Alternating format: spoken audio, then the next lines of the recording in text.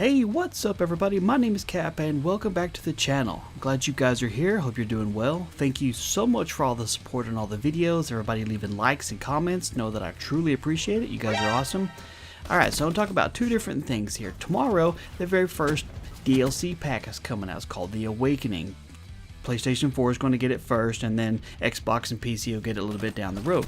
But how many people are you actually getting it? I know there's people that are not a big fan of the game, and then there's people that are super fans who already have the Season Pass. I have the Season Pass. I'm looking forward to it. Now, we got a couple different maps coming up. If you don't know, that if you've been living under a rock, Gauntlet I think is going to be really cool because it's a really big map, I guess, as far as concerning how the normal size maps are in the game. But what's kind of cool is that like each different major lane of it is a different kind of environment. You got a jungle and a snow biome, and then kind of a rainy thing over there. The next map is Splash, which is going to be an abandoned water theme park. And I think that's going to be really cool. It kind of reminds me of Grind from Black Ops 2. And that was one of my favorite maps. It just felt like it had a really good environment to it. And I just think it might be a lot of fun. Rise, I don't know too much about it. I know it's kind of like this really abandoned, blown out construction site looking thing. It looks like it's kind of been left for a while. I don't know. It's a good size terrain, size map or whatever, and it being snowy and stuff. I don't really know too much about that one, but I'm kind of interested in it. And then Skyjacked, which is going to be like a modern reversion of Hijacked from Black Ops 2 with a boat. Now, I was a fan of that map. I liked it a lot. I thought it was good fun. I thought the pace of it was a lot of fun. Curious as to how well that'll play with the movement mechanics in Black Ops 3 because, well, you know, you can't just like slap an old map into a new game with the movement style different and it actually work out. So we'll actually see about that. So I'm kind of curious about how well it'll go over. I'm looking forward to playing it. I think it could be a lot of fun. Now, the next thing I wanted to talk about was partying up with your friends when you're playing Call of Duty or technically any online game and how it really affects people. Playing Call of Duty solo, I don't really do very often. I'm not a big fan of it. Sometimes I'm just not in the mood to talk and I'll play solo. So partying up with my buddies is where it's at. Now, most of the people I've always played Call of Duty with live like close to me or within, you know, a few hour drive of me. Same time zone, same state, so connections aren't too bad. But when you start playing with a lot of my online buddies, we're spread out pretty well. Last night, for instance, we were playing some Black Ops 3, and I was in the lobby with some guys from the East Coast, some guys from the West Coast. I'm down here in Texas in the Central Time Zone. So we're covering the entire expanded region of the United States. Now, the way Black Ops works when it's trying to do matchmaking is it goes through and tries to find people within a relatively low ping of everybody in a party. So when you party up with people that are stretched out across the country, you're going to find people that are stretched out across the country.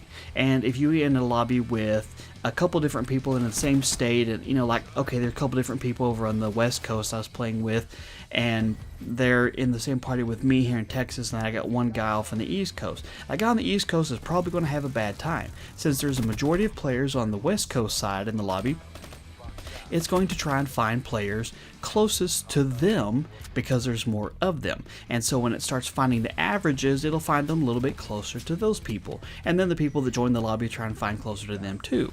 That's just how matchmaking works when it comes to like geocaching and geolocation in Call of Duty. That's how it works out there. So while playing Call of Duty solo is boring, playing in a party makes it a lot harder to actually enjoy. And that's something that I've seen a lot here. That's one reason why I don't like playing Ground War, is because there's so many more people out there. The chances of having people from different regions, different states, different time zones, hell, even different countries is possible. Because even though, you know, Mexico and parts of Canada is Central Time Zone, it's still a good couple thousand miles to them.